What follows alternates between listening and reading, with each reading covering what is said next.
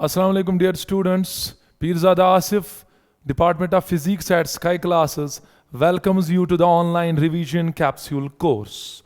So Alhamdulillah, day 3 का of current electricity आज है हमारा. तो इस डे 3 में मैं इंशाल्लाह ये करंट इलेक्ट्रिसिटी फिनिश आउट करूँगा. तो आज जो क्वेश्चंस बेटा हम डिस्कस करने जा रहे हैं as far as the board point of view is concerned, तो वो क्वेश्चंस मैंने यहाँ पे मेंशन किए हैं. तो पहला क्वेश्चन जो डिस्कस होगा that is state Kirchhoff's laws of electrical circuits. Kirchhoff's first law already पिछले लेक्चर में डिस्कस हुआ है, तो बेटा आज सेकंड लॉ डिस्कस होगा. And then state and prove Wheatstone bridge principle. बहुत बार लॉन्ग टाइप क्वेश्चन ये आया है, तो आज इंशाल्लाह हम ये डिस्कस करेंगे ये जो व्हीटस्टोन ब्रिज है using Kirchhoff's laws. Then finally जो क्वेश्चन आज डिस्कस होगा that is what is potentiometer. Explain with the help of circuit diagram how is it used to compare the EMF of two cells. I hope आपने इसका practical भी किया होगा, तो मुझे उतनी डिफिकल्टी नहीं होगी आपको समझाने में. So let us move to the question number 1, Kirchhoff's laws.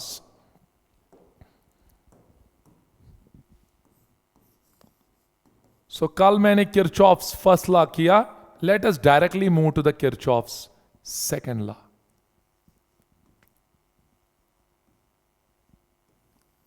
बेटा ये जो किरचॉफ्स सेकंड लॉ है, it is also called Kirchhoff's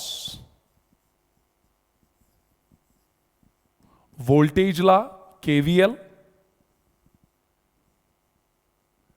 या बेटा इसको लूप लॉ भी कहते हैं या लूप रूल भी कहते हैं.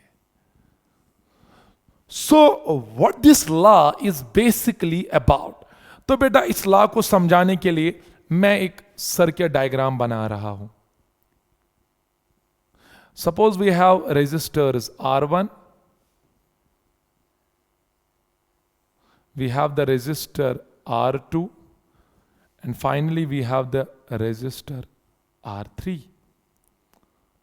and they are also connected with battery, two cells in series like this. दो सेल्स के साथ इसको कनेक्ट किया है. Let this cell produces the EMF E1 and let this cell produces the EMF E2.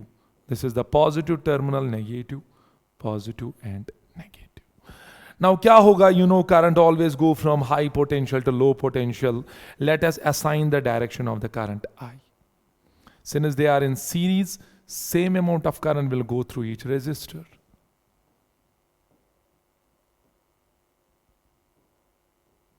Okay, so now बेटा KVL जो है, Kirchhoff's second law जो है, basically it is applicable to the closed loops.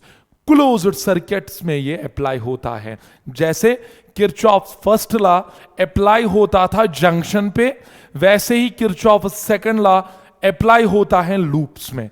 तो क्या ये लॉ क्या कहता है बेटा? आप अगर देखोगे ये सेल जो है इसकी पोटेंशियल डिफरेंस E1 है. You know sorry, the maximum potential difference of the cell is called EMF. So what is the potential difference of this cell? E1. What is the potential difference of this cell? E2. And you know, when a current is passed through a resistor, there is a fall of potential. We call that as potential drop. And let the potential drop across resistor R1 is V1. Let the potential drop across R2 is V2. And let the potential drop across R3 is V3. Then, बेटा ये ला कहता है कि आप अगर एक closed loop ले रहे हो, मान लो मैंने कोई सेंस ऑफ रोटेशन चूज किया, कशिर पट बहुस पकान कुन त साइड, बह हेक यथ सर्किटस मज क्लॉक वाइज त पकित, एंटी क्लॉक वाइज त पकित. So let us choose this as the sense of rotation.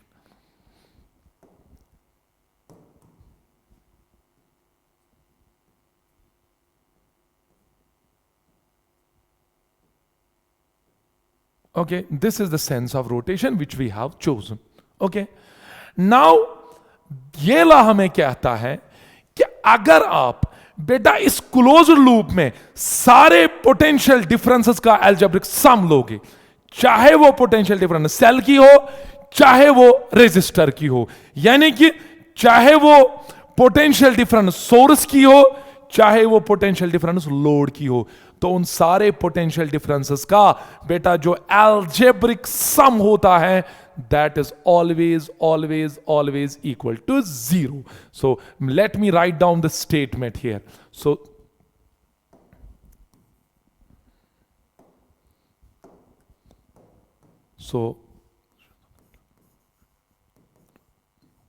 this law states that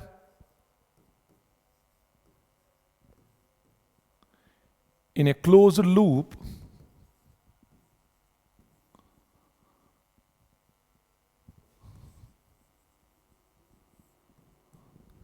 the algebraic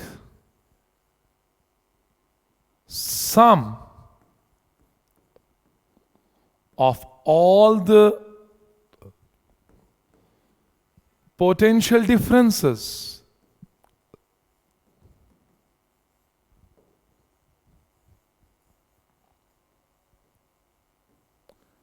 is always equal to 0. So बेटा यहां पे जितनी भी सेल हैं, रेजिस्टर हैं, उन सारे पोटेंशियल डिफरेंसेस का अगर आप एल्जेब्रिक सम लोगे, when I am talking about algebraic sum, it can B plus और माइनस. तो इन सारे पोटेंशियल डिफरेंसेस का जो एल्जेब्रिक सम होगा, that will be equal to 0. So mathematically I can write it like this: summation of delta V is the potential difference around a closed loop, is equal to 0. Clear to you? So लेकिन अगर आप इसको ध्यान से इस law को समझोगे बेटा, वो ये भी है, चूंकि उतना टाइम तो है नहीं, उतनी इलेबोरेशन तो नहीं हो सकती, but I am doing my best, जितना हो सकता है उतना मैं एक्सप्लेन कर रहा हूं इस टाइम. सो आप ये भी कह सकते हो कि ये दो सेल्स पोटेंशियल्स प्रोवाइड कर रहे हैं और ये तीन सेल्स के थ्रू वो पोटेंशियल डिवाइड हो रहा है या ड्रॉप हो रहा है. So but you know from the basic definition of the potential और potential difference, it is the amount of energy per unit charge और it is the amount of work done per unit charge. तो क्या मैं कह सकता हूं, तो बेटा जितनी एनर्जी इस सर्किट को मिल रही है, वो सारी एनर्जी कहां यूटिलाइज हो रही है? Across the resistors. So that means ना एनर्जी क्रिएट हो रही है ना डिस्ट्रॉय हो रही है. जो सेल्स एनर्जी प्रोवाइड कर रही है पर यूनिट टाइम उतनी ही एनर्जी ये यूटिलाइज कर रहे हैं. सो can I say that Kirchhoff's second law या केवीएल, जैसे मैंने कल केसीएल बोला, that was based on law of conservation of charge, but KVL is based on law of conservation of energy. KVL किस पे बेस्ड है बेटा? कंजर्वेशन ऑफ एनर्जी पे बेस्ड है. ये आ सकता है बेटा short type questions, very very short type questions में आ सकता है, फिल इन द ब्लैंक्स आते हैं वहां पे. Kirchhoff's second law is based on the law of fill in the blanks, so it is based on the law of conservation of energy. Now इसमें बेटा मैंने अभी कहा एल्जेब्रिक सम में प्लस भी हो सकता है और माइनस भी हो सकता. तो बेटा किसको प्लस साइन असाइन करेंगे, किसको नेगेटिव साइन असाइन करेंगे, उसके लिए बहुत इंपॉर्टेंट है साइन कन्वेंशंस. तो बेटा इसमें साइन कन्वेंशंस दो लेने हैं. एक साइन कन्वेंशन यूज होगा फॉर द सेल और दूसरा साइन कन्वेंशन यूज होगा, हां बेटा यहां ही हो, नियर द रेजिस्टर. तो लेट अस मूव. पहले देखेंगे नियर द सेल.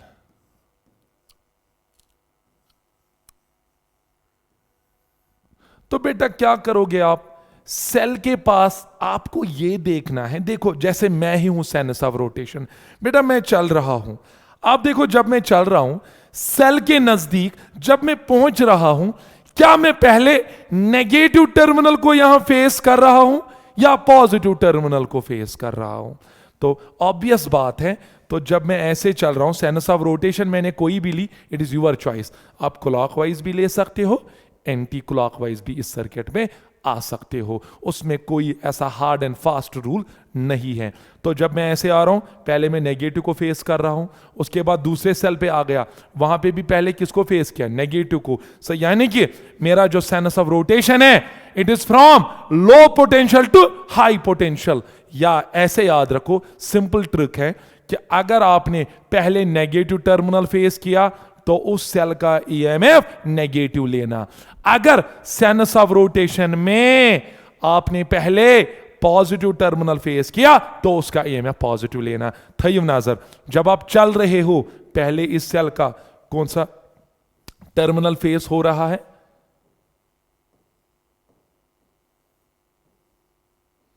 कौन सा टर्मिनल बेटा फेस हो रहा है, नेगेटिव हो रहा है, तो इसलिए इसका ईएमएफ नेगेटिव। और जब यहां चल रहे हो तो यहां पे भी कौन सा टर्मिनल आपको पहले फेस हो रहा है, नेगेटिव, तो इसलिए इसका भी ईएमएफ नेगेटिव आएगा। तो फिलहाल मैं यहां पे साइन कन्वेंशन लिखूंगा, across the cell if the sense of rotation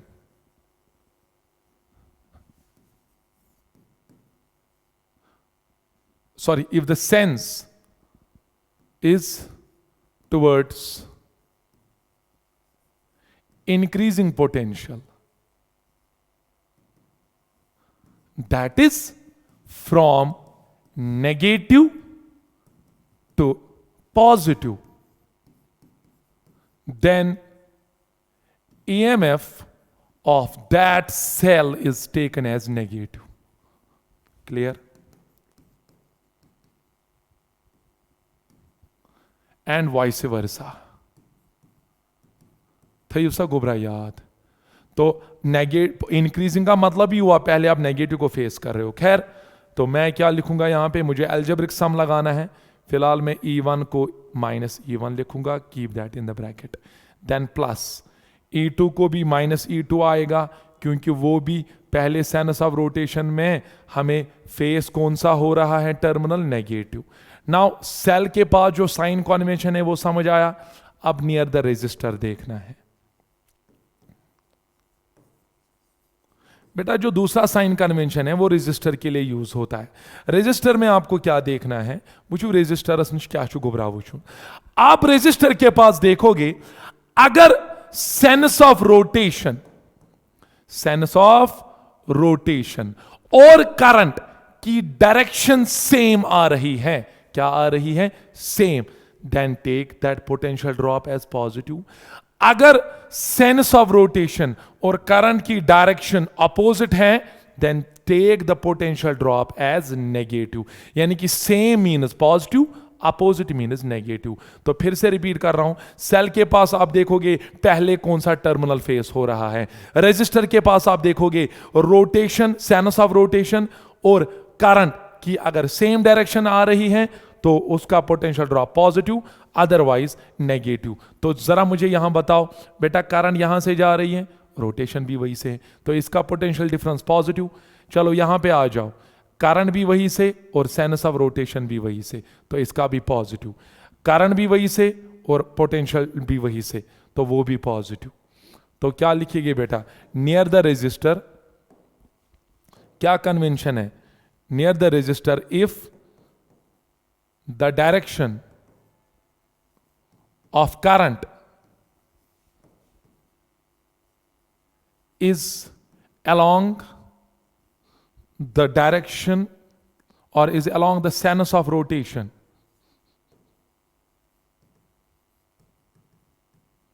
then potential difference या potential drop भी कह सकते हो across that resistor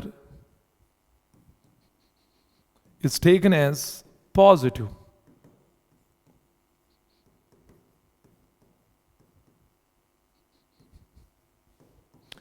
And vice versa. Okay? And vice versa. यानी कि अगर direction same, positive, opposite, negative. तो बोलो बेटा, इस सर्किट में आपको क्या लग रहा है, ये भी पॉजिटिव, ये भी पॉजिटिव और ये भी पॉजिटिव। तो क्या लिखेंगे बेटा यहां पे, plus V1 plus V2 plus V3 equals to 0. So this is how we can apply KVL using sign conventions. तो यही दो साइन कॉन्वेंशन से आपका KVL सॉल्व हो जाता है।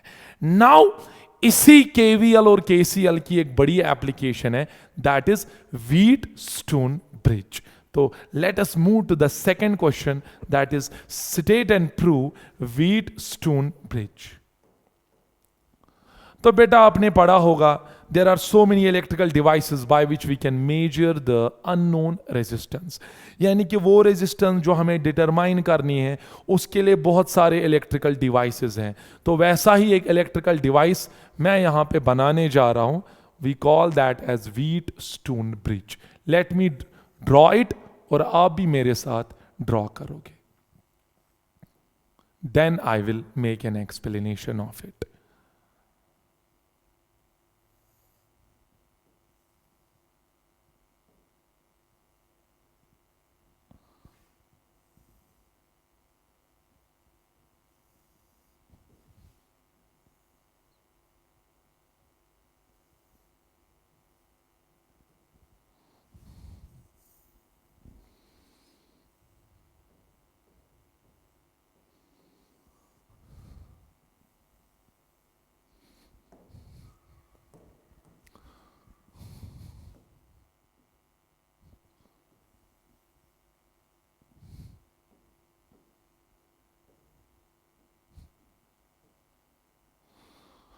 तो बेटा basically this Wheatstone bridge consists of 4 resistors. Can you observe them? Yes. बेटा ये व्हीटस्टोन ब्रिज जो है ये 4 रेजिस्टर्स का बना है, P, Q, R and S। बेटा P और Q नॉन रेजिस्टर्स हैं, R जो है it is the variable resistor. जब भी आप रेजिस्टर के ऊपर एरो देखते हो तो आपको पता होनी चाहिए इट इज बेसिकली ए रिहोस्टैट और रेजिस्टेंस बॉक्स। ये आपने प्रैक्टिकल्स में देखा होगा, रिहोस्टैट और resistance box, these are the variable resistors. So ये R जो है this is the variable resistor, this S ये बेटा वो रेजिस्टर है जिसकी हमें रेजिस्टेंस डिटरमाइन करनी है। आई मीन टू से this is an unknown resistance.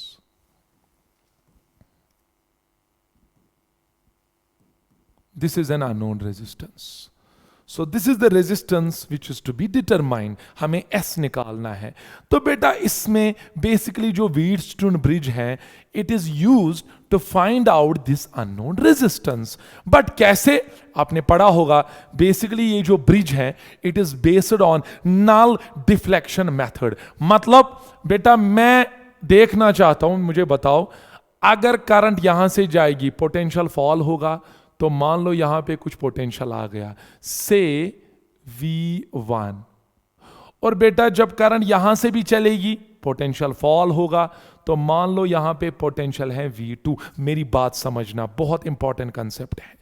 तो बेटा अगर मैंने इस रेजिस्टेंस को एडजस्ट किया तो उसका मतलब हुआ मैं करंट को एडजस्ट कर रहा हूं, लेकिन मैं इस रेजिस्टेंस को ऐसे एडजस्ट करूंगा कि जितना पोटेंशियल फॉल ए से बी होगा उतना ही पोटेंशियल फॉल ए से डी होगा। तो उसका मतलब क्या हुआ, V1 और V2 इन दोनों का पोटेंशियल बेटा क्या आएगा, सेम आएगा ना। सो मैं इस रेजिस्टेंस को ऐसे एडजस्ट करूंगा ताकि V1 और V2 का पोटेंशियल सेम आ जाए। Let us move to the Ohm's law. Ohm's law tells us that current will flow when there is a potential difference. But since V1 and V2 has got same potential, तो बेटा यहां से कितनी current जाएगी उस समय यहां से कोई करंट नहीं जाएगी। यानी कि गैल्वेनोमीटर जो है that will show you a zero deflection.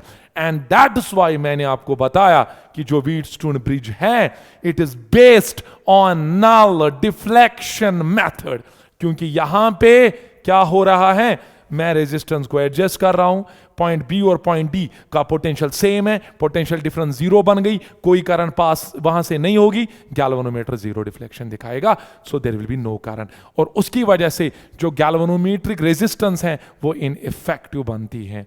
Now अब ये ला हमें, ये प्रिंसिपल ये हमें कहता है कि अगर ये ब्रिज बैलेंस्ड है, यानी कि जो मैंने अभी आपको बताया, गैल्वेनोमीटर ने मान लो जीरो डिफ्लेक्शन दिखाई, देन जो बेटा इन रेजिस्टेंसेस का रेशियो होता है, यानी कि P बाई क्यू बेटा वो बराबर होता है R बाई S, या S किसके बराबर आएगा बेटा, R into Q by P। So R is known, Q is known, P is known, S can be determined. So पहला सेटअप यही है कि आपको इस ब्रिज को बैलेंस करना है। So when the bridge is balanced, then the ratio of the resistance of the opposite arms are always equal. P by Q will be equal to R by S, provided the bridge is balanced. But सवाल 5 marks का है तो इतना तो होगा नहीं, लेकिन सवाल ऐसे है बेटा कि अगर ये P by Q R by S आ रहा है, हमें ये प्रूव करो कि कैसे ये रेशियोज बराबर होंगे। तो कुछ नहीं करना है बेटा, यही किरचॉफ्स लॉ से आप इस P by Q is equal to R by S को प्रूव कर सकते हो। तो देखो बेटा शुरुआत कहां से कर लेंगे। मान लो बेटा इस सर्किट से, let me show it with green, मान लो बेटा इस सर्किट से जो करंट है, let I is the current withdrawn from this battery. Now what will happen at this point, this current will get divided along two routes, I mean two paths. तो मान लो बेटा यहां से करंट जा रही है I1, तो बेटा किरचॉफ्स फर्स्ट लॉ क्या कहता है, total current entering the junction is equal to the total current leaving the junction. So what is the current entering the junction? It is I. Okay, तो यहां से अगर I1 लीव कर रही है बेटा, यहां से क्या लीव करेगी, I माइनस I1, yes, जो बच गया वो यहां से निकलेगा। Now when this current I1 reaches to point B, बेटा पॉइंट P बे P कितने पाथ्स हैं करंट को जाने के लिए, 2। So current will again get divided along 2 paths. यहां से जो करंट जाएगी, let that is IG, okay, this is the current through the galvanometer, and यहां से जो करंट जा रही है, can I write that as, yes, I1 minus IG। Simple है ना बेटा, क्योंकि यहां से जो करंट जा रही है वो I1 है बेटा, और यहां से जब IG गई तो जो बच गई वही करंट वहां से निकलेगी। नाउ B से, ये सर्किट मान लो क्लोज है, B से D तक जो करंट जा रही है वो IG जा रही है, और यहां से I माइनस I1, तो दोनों करंट एंटर हो रही है, तो लीव कितनी करंट करेगी, I minus I1 plus IG। और सिंपल है, किरचॉफ्स फर्स्ट लॉ में अप्लाई कर रहा हूं, total current entering the junction is equal to the total current leaving the junction. देखो पॉइंट डी की ओर कौन कौन सी करंट एंटर हो रही है, I माइनस I1 और IG, तो लीव क्या करेगी, इन दो का सम, I minus I1 plus IG। Now बेटा पॉइंट सी पे कौन कौन सी करंट एंटर हो रही है, I1 minus IG and I minus I1 plus IG, तो यहां से जो करंट वापस निकलेगी that will be I। You can solve it, I1 cancel, IG cancel, I बच गया। सो पहला लॉ लग गया हमें। तो पहले लॉ से हमें पता चला कि करंट की कहां से क्या डायरेक्शन है। तो दूसरा law, that is KVL, Kirchhoff's voltage law. Kirchhoff's voltage law बेटा हम यहां पे 2 लूप्स को लगाएंगे। बेटा एक लूप अगर आप ऑब्जर्व करोगे वो आ रहा है ABCD, दिस वन, और दूसरा लूप ये आ रहा है, what is this, this is BCDB। बेटा ए को मैं सेंस ऑफ रोटेशन क्लॉकवाइज रखूंगा एक लूप को, और दूसरे लूप को anti clockwise sense of rotation देंगे। So let us solve it. पहले मैं जो KVL अप्लाई कर रहा हूं, I will apply it to this loop. So apply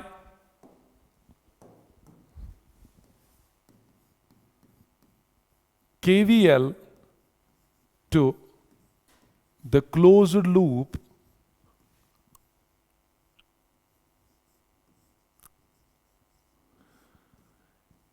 A, B, D, A. Okay, this one. Let me show you. A, B, D, A.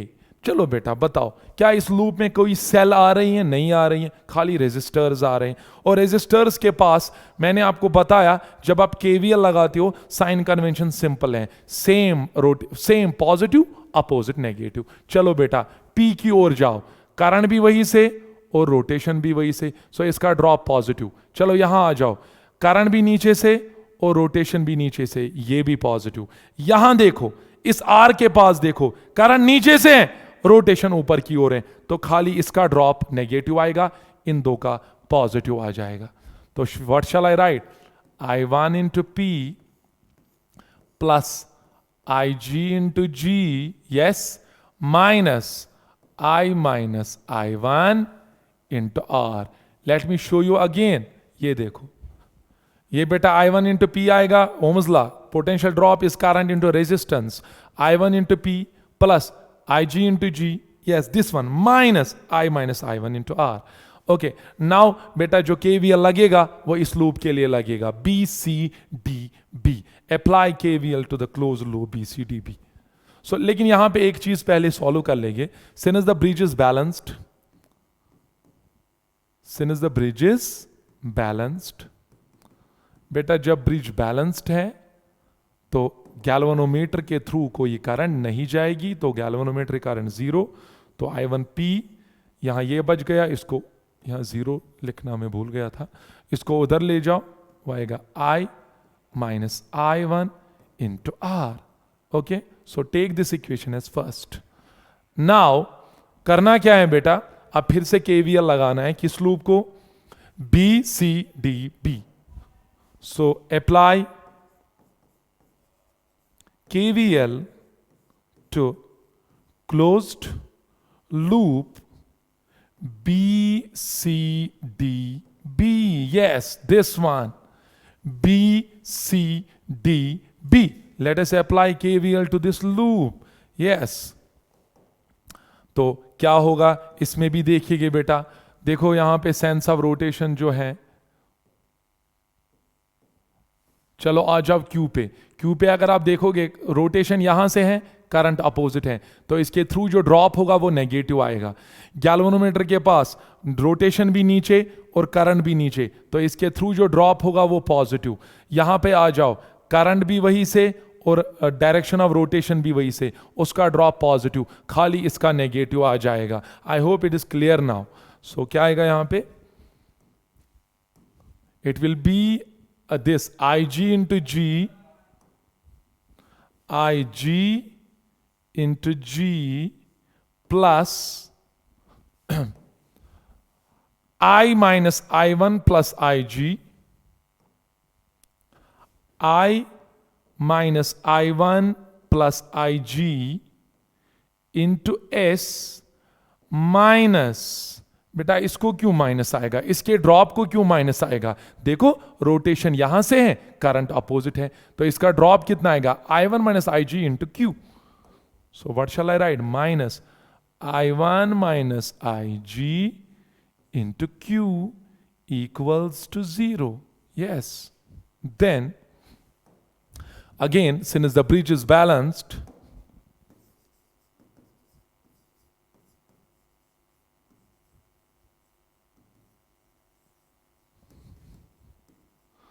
Bridge के balancing से क्या होगा बेटा? Therefore current through galvanometer will be equal to zero. So substitute IG is equal to zero in this equation.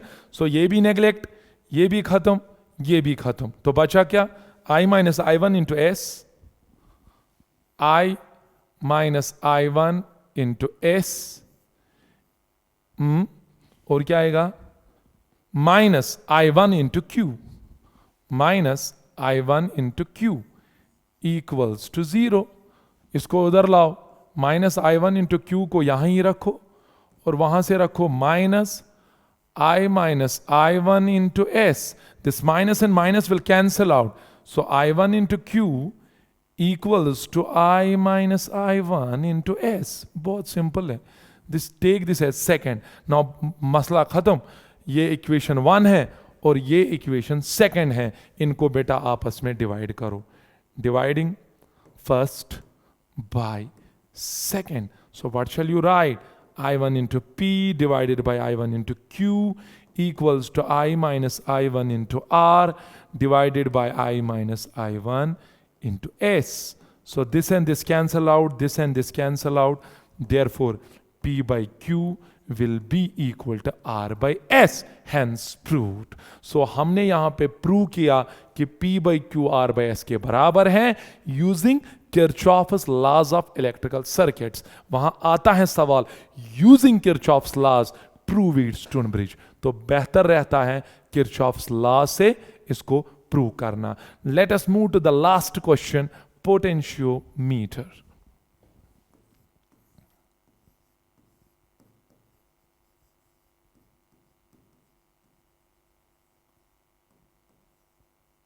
I hope that you have an idea about potentiometer. Let me be very much concise about it. बेटा potentiometer और voltmeter में एक फर्क है. जब हम voltmeter लगाते हैं पोटेंशियल डिफरेंस मेजर करने के लिए, तो बेटा ये उस सेल से करंट विड्रॉ करता है जिस सेल की पोटेंशियल डिफरेंस मेजर करनी है. तो ये मसला बन जाता है. मैंने बाजार से सेल लाई, मुझे इसकी पोटेंशियल डिफरेंस देखनी थी, लेकिन जब मैंने वोल्टमीटर के साथ कनेक्ट किया, इसने इस सेल से करंट को विड्रॉ किया. लेकिन पोटेंशियोमीटर जो है, basically we call this as ideal voltmeter. यानी कि ये वो ऐसा वोल्टमीटर है जो पोटेंशियल डिफरेंस सर्किट या सेल की मेजर करता है, लेकिन without, yes, I repeat thrice, without withdrawing any current from the cell whose potential difference, whose EMF is to be measured. यानी कि ये उस सेल से कभी भी करंट को विड्रॉ नहीं करता है जिसका हमें पोटेंशियल डिफरेंस मेजर करना है. Let me write down this in brief. So it is an ideal voltmeter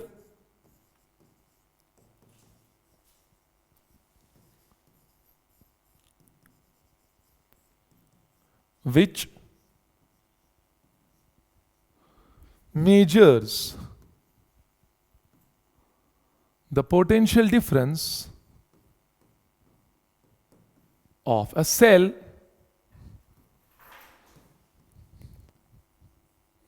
without withdrawing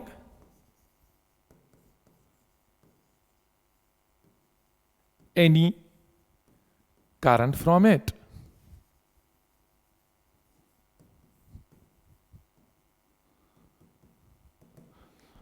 Okay, so my question is here, explain with the help of circuit diagram how it is used to compare the EMF. तो याद रखोगे बेटा, पहले इसका principal मुझे जरूरी explain करना पड़ेगा. तो प्रिंसिपल को समझाने के लिए मुझे पहले सर्किट डायग्राम बनानी पड़ेगी.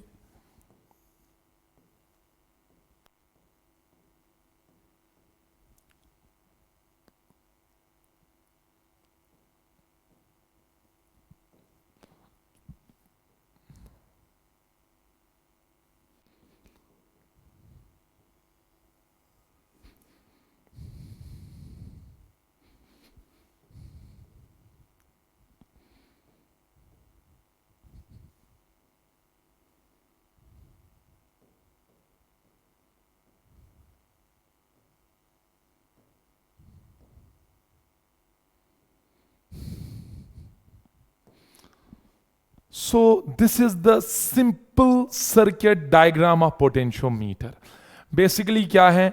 Potentiometer consists of a potentiometric wire which can be 4 meter long or which can be 10 meter long. Labs में हमने देखा है 4 मीटर का भी पोटेंशियोमीटर देखा होगा और 10 मीटर का भी आपने देखा होगा. वो ऐसे शेप है, वो हेलिकल टाइप होता है, स्ट्रिप टाइप होता है, ताकि वो ज़्यादा जगह ना पकड़े. तो लेकिन मैंने उसको यहाँ पे सिंपल सर्किट डायग्राम में एक ही वायर दिखाई है, ए से B. So it can be 4 meter और it can be 10 meter. This is called potentiometric wire. और ये जो मैं यहाँ पे सेल दिखा रहा हूं, we call this as driving cell. Driving cell क्या करता है बेटा? ये वो सेल है जो इस पूरे सर्किट को करंट देता है. Okay, so this is the cell where from the current comes. इसी से करंट आती है बेटा. तो क्या होता है बेटा, आप इस वायर पे मान लो जितना इस वायर का आप ज्यादा सेगमेंट लोगे, we call this circuit as auxiliary circuit. आप इस जॉकी को इधर उधर ले सकते हो या इसको राइडर भी कहते हैं. तो मान लो मैंने कहीं पे भी राइडर रखा, तो मुझे बताओ जितना मैं इसकी लेंथ ज्यादा ले रहा हूं, इस पोटेंशियोमीट्रिक वायर की लेंथ जितनी इस सर्किट में ज्यादा इंक्लूड हो रही है, उससे क्या होगा? उससे पोटेंशियल ड्रॉप भी ज्यादा होगा. अगर मैं इस वायर का कम पोर्शन ले रहा हूं तो पोटेंशियल ड्रॉप भी कम होगा. देखो कैसे. ओम्स लॉ क्या कहता है? पोटेंशियल ड्रॉप, बेटा बताओ, पोटेंशियल ड्रॉप ओम्स लॉ के हिसाब से किसके बराबर है? Current into resistance. और बेटा रेजिस्टेंस खुद किसके बराबर होती है? Rho L by A. तो बेटा potential difference according to Ohm's law किसके बराबर आ गई? I rho L by A. Now tell me, keeping the current same, keeping the specific resistance same, यानी कि गिवन वायर लिया हमने, उसमें रो तो चेंज नहीं होगा, keeping the cross sectional area of the wire same, तो बेटा तब होगा क्या? ये जो पोटेंशियल डिफरेंस होगी ये निकलेगी ना बराबर कांस्टेंट टाइम्स लेंथ. या हम ये कह सकते हैं ना, पोटेंशियल ड्रॉप जो इस पोटेंशियोमीट्रिक वायर पे होगा, that will be directly proportional to the length of the portion of the wire. So more length you are taking on this potentiometer, more is the potential difference or potential drop. तो होगा क्या बेटा? यहां पे क्या होगा, मैं क्या कर रहा हूं कि ये वो सेल हैं जो करंट दे रही है, और ये वो सेल हैं बेटा जिसका ईएमएफ हमें मेजर करना है. तो होता क्या है, मैं इस सर्किट को, इस जॉकी को उस पॉइंट पे रख रहा हूं जहां पे ये गैल्वेनोमीटर जीरो डिफ्लेक्शन दिखाता है. So again potentiometer is also based on null deflection method. होगा क्या, मैं वो पॉइंट चुनूंगा जहां पे ये जीरो डिफ्लेक्शन दिखाएगा. Let that length is L.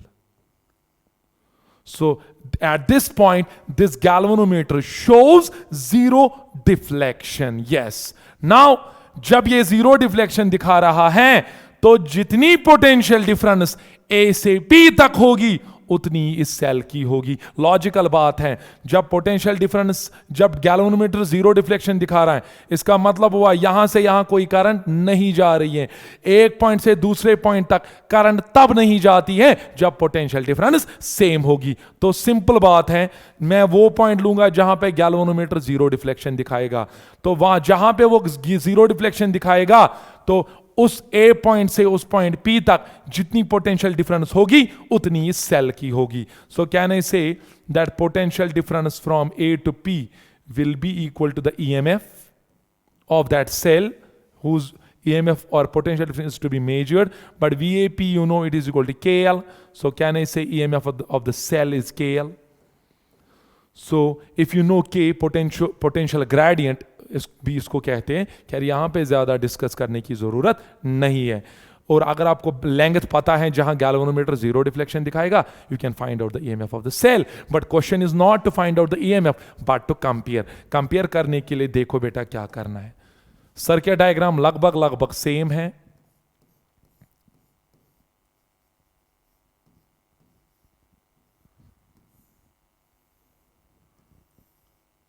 This is a, say this is B.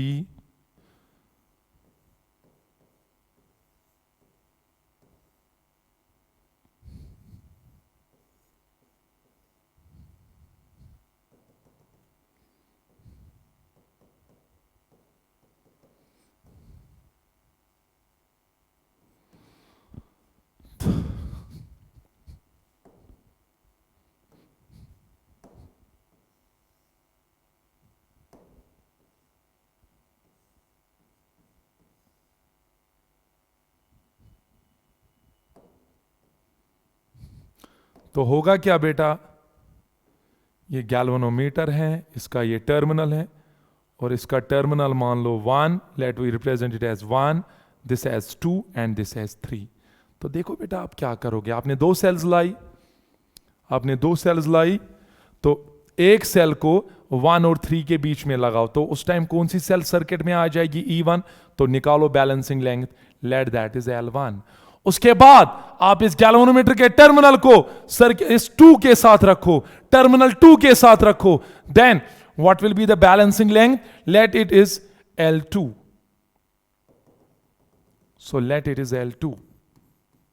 So I repeat, when you are connecting the terminals between galvanometer 3 and 1, suppose the balancing length is L1. उसके बाद मैंने galvanometer के terminal को E2 के साथ रखा, E1 cell के circuit के बाहर गई, इसीलिए इसको ऑक्सिलरी सर्किट कहते हैं. You can adjust it. So now E1 will be equal to KL1, E2 will be equal to KL2. So dividing them, E2 by E1 will be equal to L2 by L1. So knowing the balancing lengths, you can compare the EMF. Thank you so much for your patient listening, and inshallah we will be back with some more classes. Assalamu alaikum.